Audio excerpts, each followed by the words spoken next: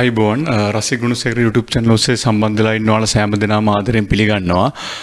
ඉතින් මම අන්තිමට වීඩියෝ පොඩ්කාස්ට් එකක් කරගෙන ආවා. මේ අද ලංකාව මුහුණ දෙන ආර්ථික තත්ත්වය පැහැදිලි කිරීම සඳහා ආර්ථික තත්ත්වය එහෙම නැත්නම් විදේශ විනිමය අර්බුදය ගැන පැහැදිලි කිරීම සඳහා එදී මම ලංකාව බංකොලොත් වෙයිද කියන මාතෘකාව යටතේ මම වීඩියෝ පොඩ්කාස්ට් එකක් කරගෙන ආවා. ඒකේ ඔයාලට බලන්න පුළුවන් මම ලින්ක් එක ඩිස්ක්‍රිප්ෂන් කොටසේ දාලා තියෙනවා ලින්ක් එක. ඉතින් මම එහිදී ඔයාලට කෙටියෙන් හඳුන්වුවා මේ අද විදේශ විනිමය පවතින විදේශ අර්බුදය සඳහා රෙමිටන්ස් එහෙම නැත්නම් විදේශගතව සිටින අපගේ ශ්‍රී ලාංකිකයින්ගෙන් ලැබෙන සපෝට් එක. ඒ කියන්නේ මේ කොරෝනා තත්ත්වයේ හමුවේ පවා මේ ආර්ථික මට්ටම ලංකාවේ ආර්ථික මට්ටම මේ මට්ටමට හෝ පවත්වාගෙන යාම සඳහා මේ රෙමිටන්ස් වලින් ලැබෙන සපෝට් එක ඉතාමත්ම වැඩි කියලා. ඉතින් මට හිතුණා මේ ඔවුන් කරන සේවයේ ඇගීමක් වශයෙන් පිටරට සිටින පුද්ගලයන් ශ්‍රී ලාංකිකයින්ගේ සේවයේ ඇගීමක් වශයෙන් මේ රෙමිටන්ස් වලින් තියෙන ශ්‍රී ලංකාවේ ආර්ථිකයට තියෙන බලපෑම විස්තර කිරීම සඳහා පොඩ්කාස්ට් එකක් අරන් ඉන්න ඕනේ කියලා හිතුවා. ඉතින් අපි මේකට මේ වගේ ආරම්භයක් ලබා ගමු. දැන් අපි දන්නවා විදේශගතව සේවයකට හෝ අපි පිටරටකට රැකියාවකට ගොඩක් පුද්ගලයන් යන්නේ ඔවුන්ගේ ආර්ථික තත්ත්වය උසස් කර ගැනීම සඳහා. එහෙම නැත්නම් ඔවුන්ගේ ජීවන තත්ත්වය උසස් කර ගැනීම සඳහා.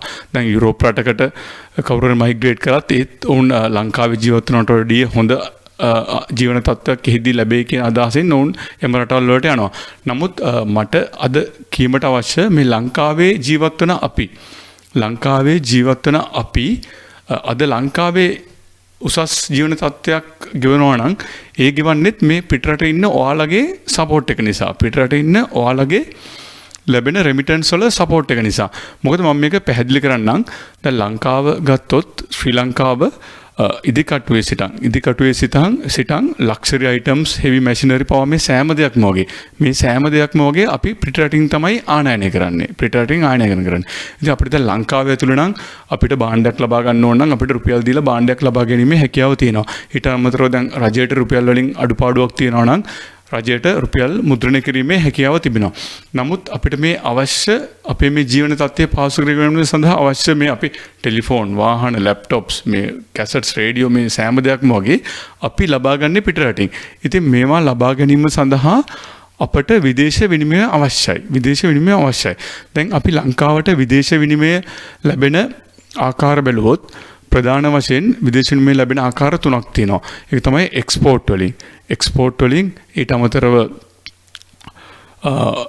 වලින් ඊට අමතරව රෙමිටන්ස් වලින් ඊට අමතරව ටුවරිසම් වලින්. ඉතින් මේ අද පවතින කොරෝනා තත්ත්වය නිසා ටුවරිසම් වලින් ලැබෙන ආදායම සංචාරක කර්මාන්තයෙන් ලැබෙන ආදායම සම්පූර්ණයෙන්ම නතර වෙලා තියෙනවා. ඒ වගේම අපි බැලුවොත් එක්ස්පෝර්ට් වලින් අපි දැන් ප්‍රධාන වශයෙන් ටෙක්ස්ටයිල් වලින් අපි හොඳ ආදායමක් ලබනවා. හොඳ ආර්ථිකයට දායකත්වයක් ලබනවා.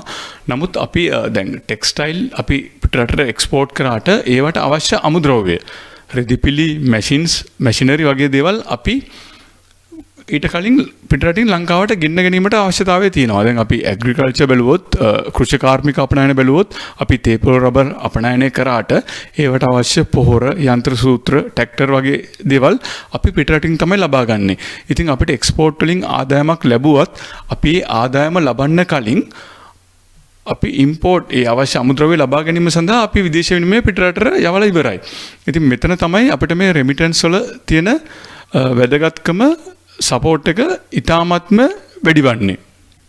ඉතින් ඒ වගේ මේ ශ්‍රී ලංකාවේ ආනයන සහ අපනයන අතර ඉතිහාසයේ සිට පැවතගෙන එන වෙනස ඊට අමතරව මේ රෙමිටන්ස් වල තියෙන සංයුතිය ඒ වගේ මේ කොරෝනා අවස්ථාවේදී පවා අපිට රෙමිටන්ස් ඇදී ගිය ආකාරය ඔයාලට තවත් පැහැදිලි කිරීම සඳහා මම පොඩි ස්ලයිඩ්ස් කිහිපයක් ලෑස්ති කරලා තිනවා. ඉතින් මේ ටික බලලා අපි නැවතත් පොඩ්කාස්ට් එක බලමු.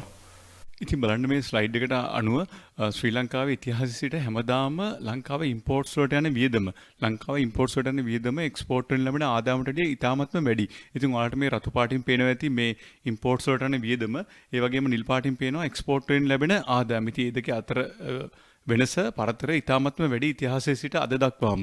ඒ වගේම දැන් ඔයාලට මේ ස්ලයිඩ් එකෙන් ඔයාලට බලා ගන්න පුළුවන් ශ්‍රී ලංකාවට ෆොරින් එක්ස්චේන්ජ් earnings වල තියෙන ස්ට්‍රක්චර් එක.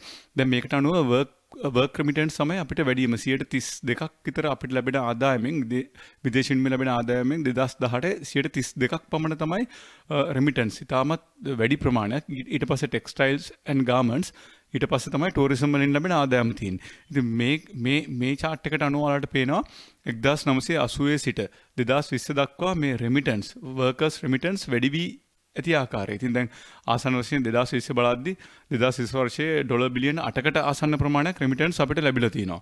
ඉතින් දැන් මේ chart එකෙන් ඔයාලට පේන්නේ මේ මෑතකදී මේ කොරෝනා ප්‍රශ්නෙට මුහුණ දුන්නට පස්සේ මේ රෙමිටන්ස් අපිට ලැබිලා තියෙන විදිය. ඉතින් දැන් මේ 2021 මැයි මාසයේ වගේ රෙමිටන්ස් වල පොඩි අඩුවක් දක්වනවා. නමුත් දැන් අපි ගත්තොත් 2020 දෙසැම්බර් කොරෝනා උග්‍රවම පවතින අවස්ථාවකදී තමයි රෙමිටන්ස් අපිට ඉතිහාසයේ වැඩිම ප්‍රමාණය ඩොලර් මිලියන 812ක් පමණ ලැබිලා තියෙන්නේ මේ 2020 දෙසැම්බර් මාසයේ.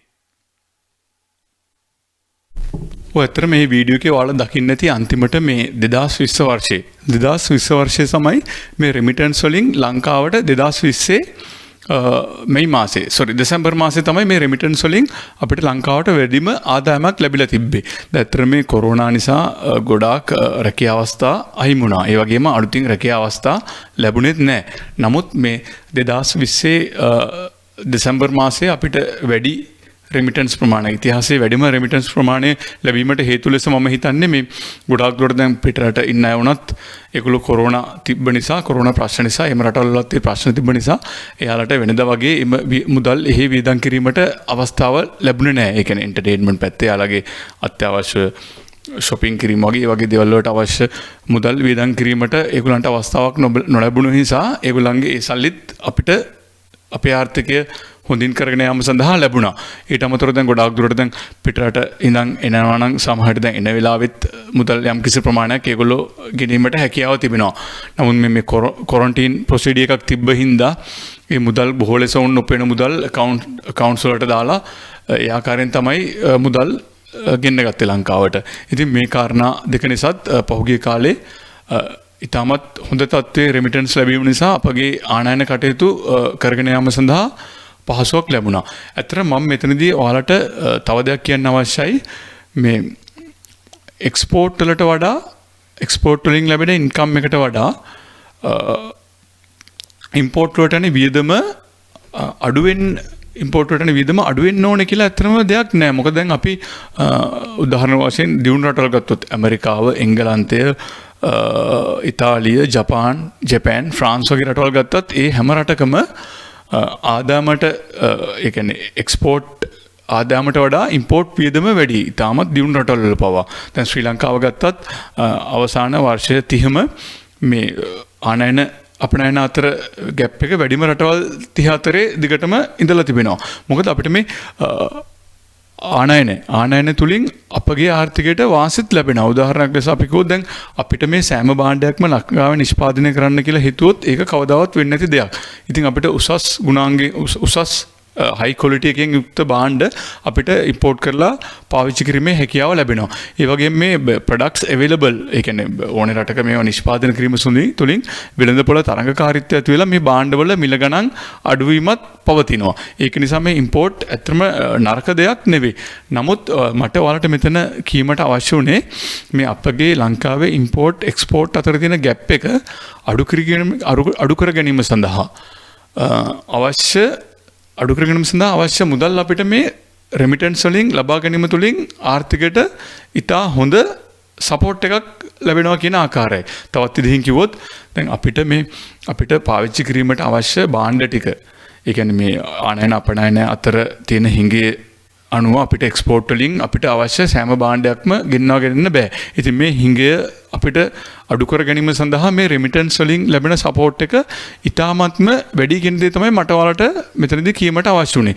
ඉතින් මම අවසාන වශයෙන් උත් ස්තුතිවන්ත වෙනවා විදේශගත වෙලා තින්න ඔයාලට මේ වගේ ශ්‍රී ලංකාවේ ආර්ථිකය ඉතාමත් අපහසු තත්ත්වයකට විදේශ විනිමය අර්බුදයකට පත් වෙලා තියෙන අවස්ථාවලදී ඔයාලා මේ රටට කරන සේවය ඉතාමත්ම වැඩි.